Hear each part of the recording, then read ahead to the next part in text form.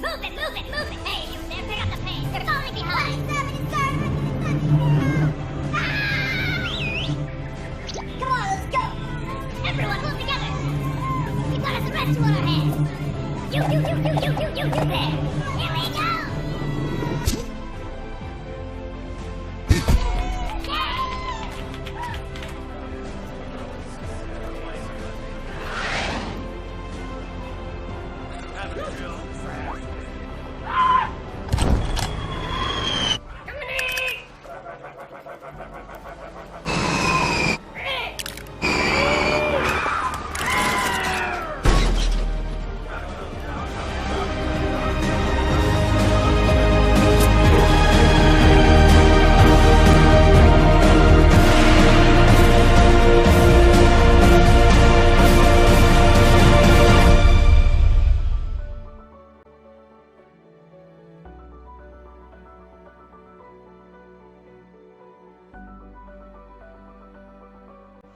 Assalamualaikum warahmatullahi wabarakatuh. Kami dari kelompok 3 kelas 7B akan mempresentasikan tentang kepemimpinan dan motivasi. Pertama-tama, izinkan saya memperkenalkan diri dan anggota dari kelompok 3. Yang pertama, saya sendiri Asyifa Syairunisa, lalu ada Devi Ernawati, ada Resmi Anissa Aulia, Tresa Aprilianti, dan yang terakhir Yuli Kristiawati. Kita langsung saja ke materi yang pertama, yaitu oleh saya. Langsung saja, yang pertama, pengertian kepemimpinan dan motivasi. Kepemimpinan bagi seorang kewirausahaan adalah modal yang sangat sama pentingnya dengan kepercayaan dan kreativitas. Kepercayaan yang tinggi membuat kita inovatif dan adaptif, dan kaya akan pembaharuan. Kepemimpinan menggabungkan kreativitas dan kepercayaan menjadi usaha yang sangat efektif, yang berpengaruh luas dan hidup. Usaha yang dibangun tanpa adanya kepemimpinan yang dibuat akan menjadi usaha itu tidak dapat berkembang atau tetap menjadi usaha yang sangat kecil. Tanpa adanya kepemimpinan, tak akan ada visi yang mampu dibangun untuk menjadi usaha yang sangat besar. Kepemimpinanlah yang akan membentuk usaha Anda menjadi usaha yang sangat besar dan banyak orang yang ingin bekerja sama dengan perusahaan Anda. Lalu, ada beberapa pengertian kepemimpinan menurut para ahli. Yang pertama, kepemimpinan menurut Edward Teed. Kepemimpinan adalah kegiatan untuk mempengaruhi orang-orang agar orang-orang itu mau bekerja sama mencapai tujuan yang mereka inginkan. Lalu, pengertian kepemimpinan menurut Yuki. Kepemimpinan adalah proses mempengaruhi orang lain untuk memahami dan menyetujui kebutuhan yang harus dipenuhi dan cara melakukannya, serta proses memfasilitasi individu dan kelompok yang berusaha mencapai tujuan yang sama. Lalu, menurut Bass and Bass, kepemimpinan adalah interaksi dua orang atau lebih dalam suatu kelompok terstruktur atau struktur orang terhadap situasi, persepsi, dan harapan anggota. Lalu yang terakhir, menurut Nordhaus, kepemimpinan adalah suatu sifat, sebuah kemampuan, sebuah keterampilan, suatu perilaku, dan suatu hubungan. Jadi, dapat disimpulkan, kepemimpinan adalah proses berpengaruh yang dapat memotivasi orang lain untuk bekerja ke arah pencapaian tujuan tertentu. Kepemimpinan melibatkan kemampuan seseorang untuk memengaruhi orang lain. Terima kasih, sekian yang bisa saya sampaikan. Untuk selanjutnya akan diteruskan oleh pemateri yang selanjutnya.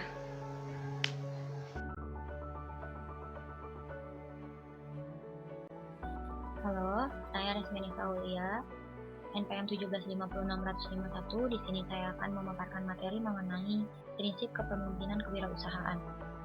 Terdapat 10 prinsip kepemimpinan kewirausahaan. Yang pertama ini adalah purposeful. Purposeful ini adalah setiap pemimpin, setiap leader pasti harus memiliki tujuan yang dicapai. Jadi di mana ketika kita membangun suatu usaha, suatu perusahaan, pastikan kita memiliki tujuan yang tepat, tujuan yang benar, tujuan yang emang benar-benar itu akan dicapai. gitu. Yang kedua itu ada responsible, dan dimana responsible ini kita sebagai leader pasti membutuhkan evaluasi yang teratur dari orang lain. Jadi tidak bisa semau-mau kita gitu kalau melangkah. Kita masih harus mempertimbangkan suatu keputusan dengan dari evaluasi-evaluasi yang kita dapat dari orang lain. Terus yang ketiga itu adalah integritas atau nilai sejati, yang dimana kita dapat memahami yang benar dan bisa melakukannya dengan nyata gitu ya. Yang keempat adalah non-conformity atau ketidakcocokan. Nah, dimana ketika kita berwirausaha itu tidak selamanya perjalanan kita itu akan mulus, pasti akan mengalami ketidakcocokan, bentrok dengan kemauan kita. Nah, seperti itu ya. Yang keempat ini ada maksud saya yang kelima ini ada courageous atau keberanian ya. Nah, keberanian di sini kita harus sebagai leader, kita harus berani dalam memutuskan suatu pendapat. Kita harus berani dalam ketika kita berani dalam menjadi diri sendiri gitu, menjadi diri sendiri, dan kita harus percaya diri kepada keputusan kita sendiri, bahwa keputusan kita ini bisa membawa perusahaan menjadi lebih baik. Nah, yang 6 itu adalah intuitif atau keputusan yang sebenarnya. Nah, di sini maksudnya sesuatu yang mempengaruhi masa depan dan keberhasilan. Nah, jadi keputusan ini tidak bisa dimain-mainkan. Jadi, keputusan sebagai leader itu sudah pasti harus bisa dipertanggungjawabkan, karena kita memiliki, ibaratnya kita punya perusahaan besar nih. Sebagai leader kita nggak bisa menjadi leader yang ketika mengambil keputusan itu tidak dengan sebenar-benarnya. Jadi harus sebenarnya, dan pasti untuk itu lebih untuk menjadikan perusahaan menjadi lebih baik. Nah, yang ketujuh adalah patience atau kesabaran. Kesabaran tentu harus memiliki gitu. Sebagai leader kita harus memiliki satu kesabaran yang full sekali, karena di dalam perjalanan suatu berwirausaha pasti kita menemukan batu sandungan, dan tidak melulu kita tuh akan selalu sukses, akan selalu jaya. Pasti akan ada fase dimana ketika kita terjatuh, dan itu butuh kesabaran yang pasti besar. Nah, yang kedelapan ada listen atau mendengarkan. Nah, mendengarkan di sini dalam artian ini paling penting dalam sebagai berwirausaha. Ya, karena apa? Ketika kita mau mendengarkan pendapat orang lain, maka kita juga memiliki pertimbangan untuk diri kita sendiri dan perusahaan yang kita bimbing, yang kita lideri gitu ya, yang kita pimpin ini. Untuk apa? Pasti yang terbaik. Jadi kita tidak boleh egois, kita juga tidak boleh semena-mena, karena kita masih membutuhkan orang lain sebagai makhluk sosial. Nah, yang kesembilan adalah antusiasme atau antusias. Jadi antusiasme ini ketika kita melihat orang lain bagus, ketika ada peluang apa, kita berantusias gitu ya. Jadi untuk ada rasa antusias yang tercipta dari dalam diri kita, bagaimana menjadikan suatu perusahaan kita ini yang kita pimpin menjadi lebih baik lagi. Yang ke-10 adalah service atau layanan. Nah, service atau layanan ini sangatlah penting. Sangat penting karena apa? Karena service ini jadi sangat vital. Kenapa sangat vital? Karena di dalam service ini nilai produk kita itu dilirik atau tidaknya itu terlihat dari servisnya, selain dari produk ya, dari servisnya. Bagaimana sih kita memasarkan produk, bagaimana ketika kita memiliki karyawan itu memasarkan produk seperti apa. Nah, kita juga harus memiliki servis atau layanan yang bagus. Karena apa? Tujuan kita tadi ya, nomor 1 tujuan kita itu misalkan tujuan kita ini untuk maju bersama-sama untuk sukses, tetapi layanannya jelek. Misalkan ketika kita memiliki usaha makanannya itu misalkan kafenya itu tapi di servisnya jelek, apakah mungkin para konsumen datang? Nah, mungkin tidak kan? Nah, begitu maksudnya. Nah, yang selanjutnya materi mengenai kriteria keberhasilan kepemimpinan dan kewirausahaan. Terdapat beberapa materi mengenai maksud saya beberapa indikator kriteria keberhasilan kepemimpinan dan kewirausahaan. Nah, yang pertama ini adalah pengelolaan SDM. alam, dana, sarana, dan waktu semakin ekonomis dan efisien. Nah, di sini pengolahan sebagai kepemimpinan gitu ya, sebagai leader ini, kita itu harus dituntut untuk mampu mengelola SDM, alam, dan mengatur dana seperti apa, terus sarana dan waktu yang ekonomis itu dan efisien ini seperti apa. Jadi kita nggak bisa tidak disiplin dalam hal tersebut. Jadi kita harus berdisiplin, apalagi dalam misalkan dalam dana, dalam disiplin waktu, karena kita sebagai leader kita pasti memiliki karyawan-karyawan, partner-partner kerja dalam perusahaan itu. Ya, yang kedua ada struktur organisasi sesuai dengan kebutuhan organisasi dan ada integrasi dari semua bagian. Nah, jadi sebagai leader itu kita harus bisa jadi di organisasi itu pasti memiliki banyak subbidang, banyak bidang, dan kita harus bisa mengkomunikasikan itu kepada orang-orang yang ada di perusahaan itu untuk bertanggung jawab pada bidangnya masing-masing, karena asas kerjasama gitu. Biasanya kan ketika kita membangun suatu perusahaan itu pasti membutuhkan banyak orang. Tujuan untuk banyak orang itu adalah untuk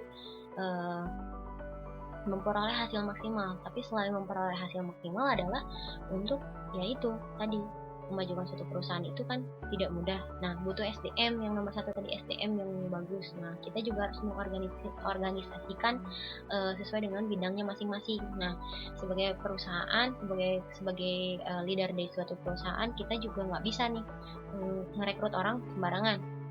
Tapi kita juga harus bisa membaca nih, dia latar belakangnya apa, kita sesuaikan dengan bidang yang di perusahaan kita ada gitu. Jadi nggak bisa lintas ditempatkannya di mana. Dia sekolahnya keguruan, tapi ditempatkannya di mana.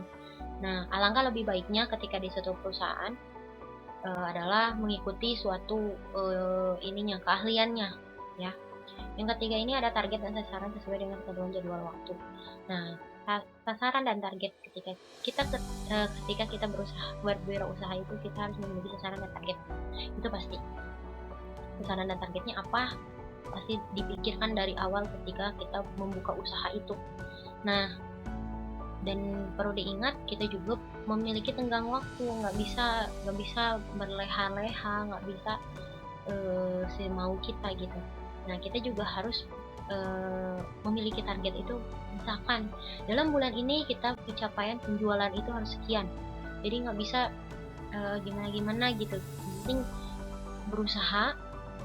Dan yang tadi materi sebelumnya adalah patience atau bersabar gitu ya dengan ini. Dan prinsip yang saya tahu,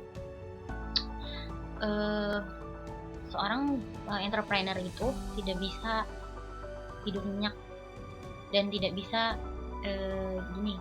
jadi dia itu tidak bisa, pikirannya itu jadi harus bercabang dalam artian gini, jadi mempunyai planning apapun gitu ya. Nah, ketika satu hal gagal, maka dia memiliki cadangan ide yang lain untuk dilakukan untuk menolong usahanya itu, seperti itu.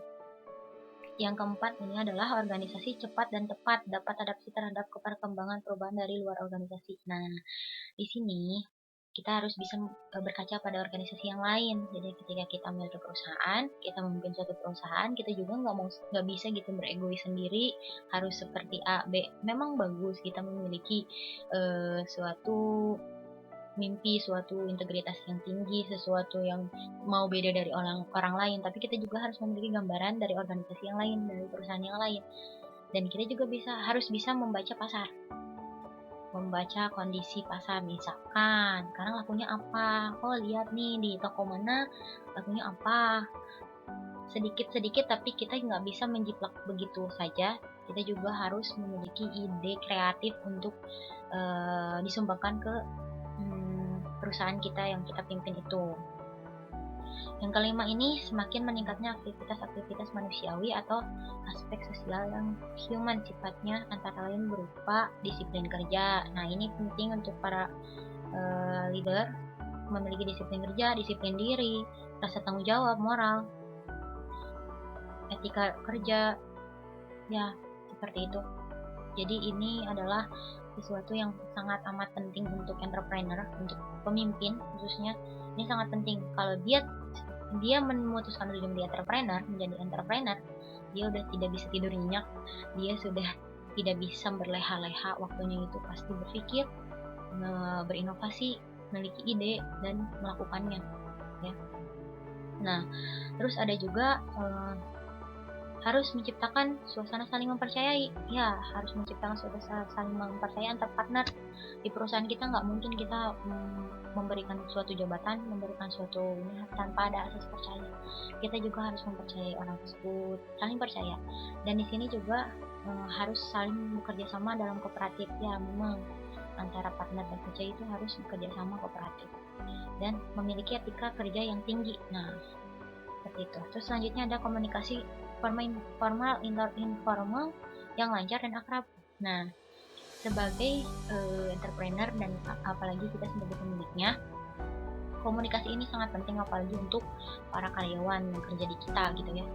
Kenapa harus ada komunikasi? Selain kita menghadapi kondisi pasar, kita memasarkan suatu produk yang kita buat di luar sana kepada konsumen, kita lebih depan, yang jajaran yang paling depan itu yang kita hadapi adalah para pegawai kita.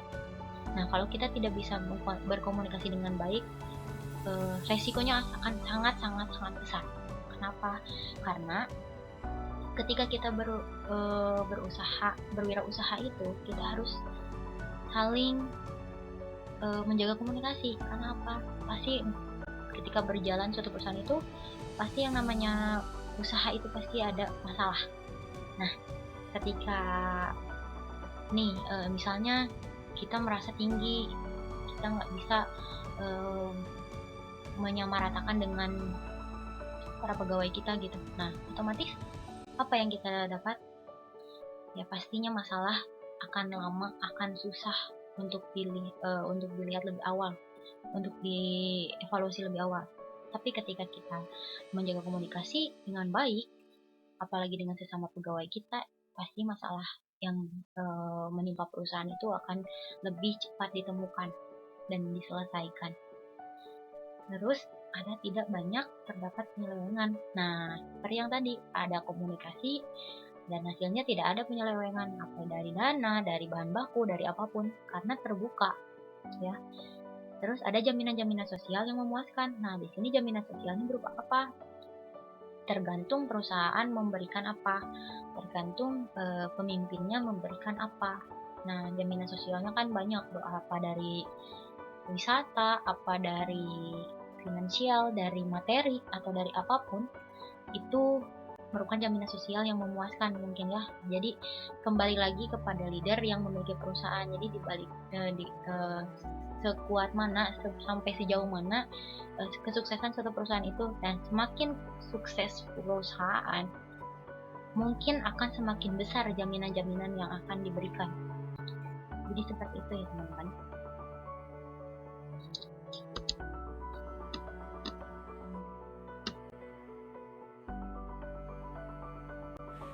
Assalamualaikum warahmatullahi wabarakatuh. Perkenalkan, nama saya Devi Ernawati, NPM 1750649. Di sini saya sebagai penyedia 3 akan menjelaskan tentang jenis-jenis kepemimpinan dan konsep motivasi. Jenis-jenis kepemimpinan dibagi menjadi 3, yaitu 1. Kepemimpinan transformasional, yang kedua kepemimpinan karismatik dan visioner, yang ketiga adalah kepemimpinan tim. Di sini saya akan menjelaskan terlebih dahulu tentang kepemimpinan transformasional. Merupakan pemimpin yang membimbing atau memotivasi pengikutnya menuju sasaran yang ditetapkan dengan memperjelas peran atau persyaratan tugas yang mampu menumbuhkan dampak yang ada dalam para pengikutnya. Sedangkan yang kedua, kepemimpinan karismatik dan visioner. Karakteristik pemimpin karismatik yaitu terbagi menjadi 5, yaitu 1. Mempunyai visi, mudah menyampaikan visi tersebut dengan jelas dan mudah dipahami. Yang ketiga, berani mengambil resiko untuk mencapai visi tersebut. Yang keempat, sensitif terhadap kendala lingkungan dan kebutuhan pengikutnya. Sedangkan yang kelima, menunjukkan perilaku di luar kebiasaannya.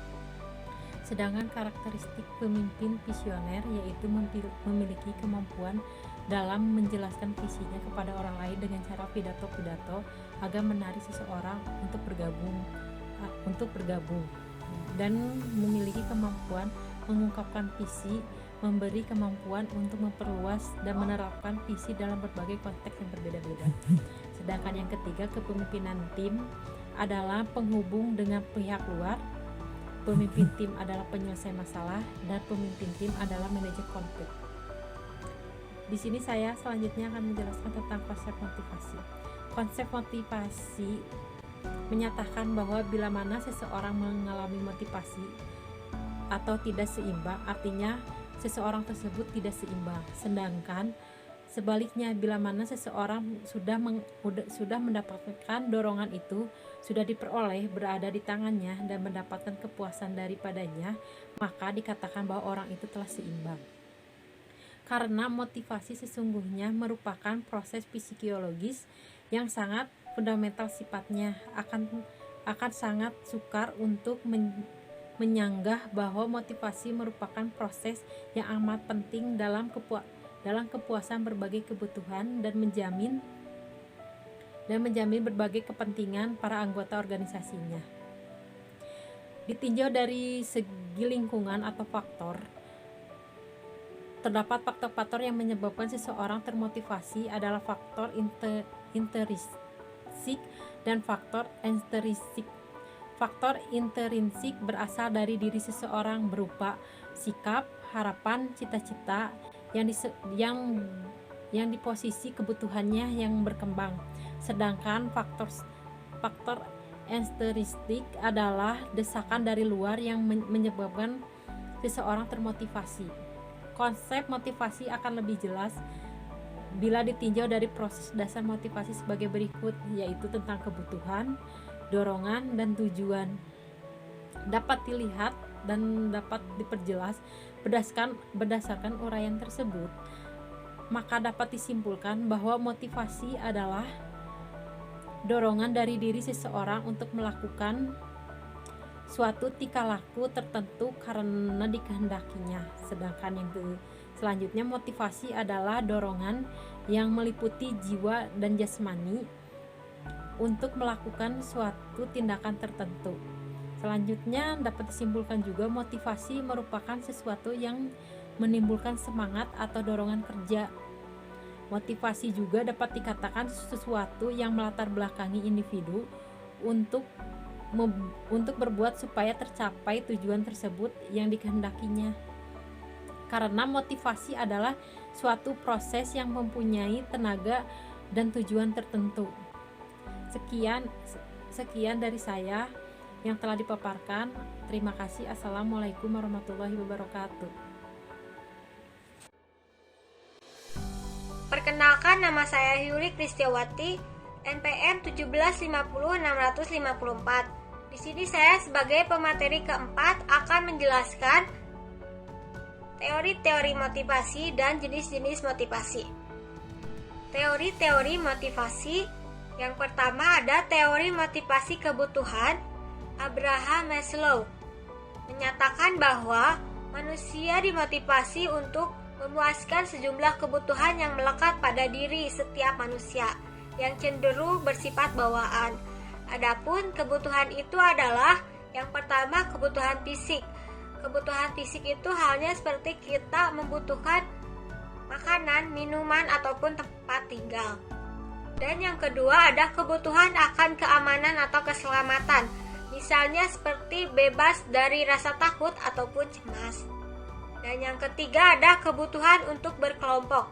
Jadi dalam kebutuhan ini setiap manusia membutuhkan perhatiannya atau kasih sayang dari setiap orang yang di dekatnya, seperti di lingkungan sekitar ataupun lingkungan keluarga dan teman sejawatnya. Yang keempat ada kebutuhan harga diri atau penghormatan. Misalnya mendapat apresiasi atau kehormatan dari orang lain. Dan yang kelima ada kebutuhan akan pengakuan diri dan pengembangan diri. Jadi kebutuhan orang untuk menjadi yang seharusnya sesuai dengan potensinya. Misalnya, dia membutuhkan kreatif, pengetahuan, maupun pemahamannya. Yang kedua ada teori motivasi menurut Herzberg. Teori ini menyatakan bahwa ada faktor tertentu di tempat kerja yang menyebabkan kepuasan kerja. Sementara pada bagian lain adapun ketidakpuasan. Dengan kata lain, ketidakpuasan atau kepuasan berhubungan satu sama lain. Faktor-faktor tertentu di tempat kerja tersebut didefinisikan sebagai faktor kesehatan dan faktor pemuas. Dua faktor ini dialamatkan kepada faktor intrinsik dan faktor ekstrinsik. Faktor intrinsik adalah faktor yang mendorong karyawan termotivasi, yaitu daya dorong yang timbul dari dalam diri masing-masing orang. Dan faktor ekstrinsik yaitu daya dorong yang datang dari luar seseorang, terutama dari organisasi tempat bekerja. Yang ketiga ada teori motivasi McClellan. Menyatakan kebutuhan manusia itu ada 3, yaitu kebutuhan berprestasi, yaitu keinginan untuk melakukan sesuatu lebih baik dibandingkan sebelumnya. Yang kedua ada kebutuhan untuk berkuasa, yaitu kebutuhan untuk lebih kuat, lebih berpengaruh terhadap orang lain. Dan yang ketiga ada kebutuhan afiliasi, yaitu kebutuhan untuk disukai, memelihara atau mengembangkan persahabatan dengan orang lain. Yang selanjutnya saya akan menjelaskan jenis-jenis motivasi. Motivasi menurut Davis dalam Siswandi 2013 halaman 5 mencakup yang pertama motivasi prestasi. Motivasi prestasi ini adalah dorongan dari seseorang untuk mengatasi segala tantangan dan hambatan untuk mencapai tujuan. Kedua ada motivasi afiliasi. Motivasi ini dorongan untuk berhubungan dengan orang-orang atas dasar sosial. Orang-orang yang bermotivasi ini bekerja lebih baik apabila berwirausaha dipuji karena sikap dan kerjasama yang menyenangkan. Yang ketiga ada motivasi kompetensi. Motivasi ini adalah dorongan untuk mencapai keunggulan kerja, meningkatkan keterampilan dalam memecahkan masalah, dan berusaha kerja keras untuk inovatif. Umumnya, wirausahaan cenderung melakukan pekerjaan dengan baik karena kepuasan batin yang mereka rasakan dalam melakukan pekerjaan itu dan penghargaan yang diperoleh dari orang lain. Dan yang keempat ada motivasi kekuasaan. Motivasi ini yaitu dorongan untuk mempengaruhi orang dan mengubah situasi. Orang yang bermotivasi kekuasaan ingin menimbulkan dampak dan mau mengambil risiko untuk melakukan hal itu.